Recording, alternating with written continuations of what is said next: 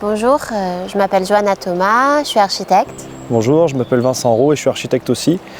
On est le collectif Muro Atelier, un collectif d'art et d'architecture franco-portugais.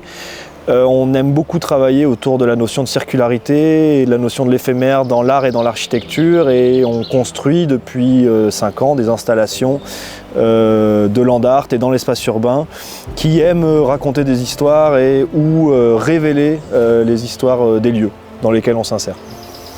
Et dans notre pratique artistique, on vient chercher notre profession d'architecte et en fait on aime bien aussi ramener des lieux dans d'autres lieux. Donc travailler sur cette question aussi de seuil et inviter par nos installations un regard sur un lieu au-delà de son contexte. Alors l'œuvre Greenwashing, elle est née d'une volonté de faire quelque chose un peu d'absurde. On connaît depuis longtemps Horizon Sancy et on trouvait que les paysages dans lesquels s'inséraient les œuvres étaient très beaux. Et on trouvait ça intéressant de peut-être amener quelque chose d'un peu improbable dans la nature. Et c'est pour ça que Greenwashing, finalement, c'est un car wash, donc une machine pour laver les voitures.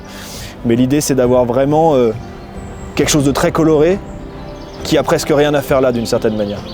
Au-delà de l'esthétique un peu absurde et très colorée de cette installation, quand on propose un projet dans un espace public ou dans un espace en pleine nature, on souhaite aussi que le public fasse partie de l'œuvre par son interrogation et par le questionnement autour de l'œuvre et qu'est-ce qu'il évoque. Donc on vient comme une sorte de provocation installer un dispositif auquel on ne s'y attendrait pas. Et cette question de greenwashing, elle est aussi,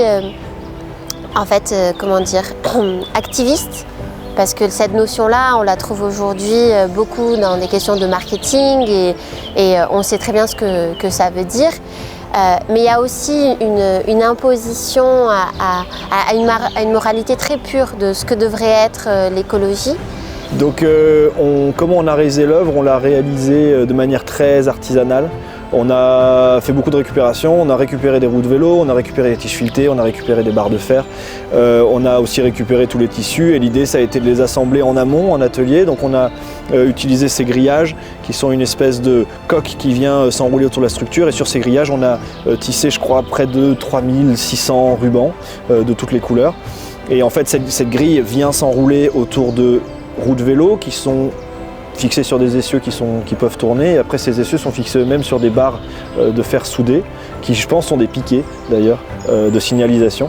Et voilà, donc l'idée c'est structurellement c'est 2 portiques, donc c'est autostable puisque c'est enfoncé dans le sol assez profondément, et après l'idée c'est que étant donné que les roues sont sur des essieux, elles peuvent tourner toutes seules et on va inviter à chaque fois les passants, il y aura un cartel qui va inviter les passants à venir s'approprier l'œuvre et du coup faire tourner et faire bouger les tissus avec le mouvement un peu comme une danse.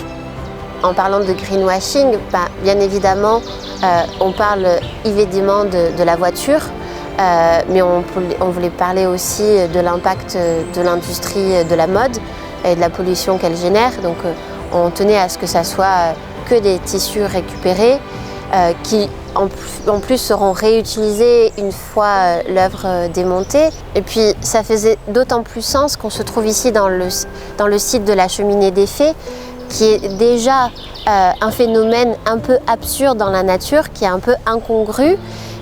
Et en fait les deux œuvres, parce que si on peut appeler ça une œuvre d'art naturel, elles se font aussi écho avec une qui est là depuis des centenaires, voire des millénaires, et une autre qui va rester que 6 mois et qui vont un peu dialoguer ensemble.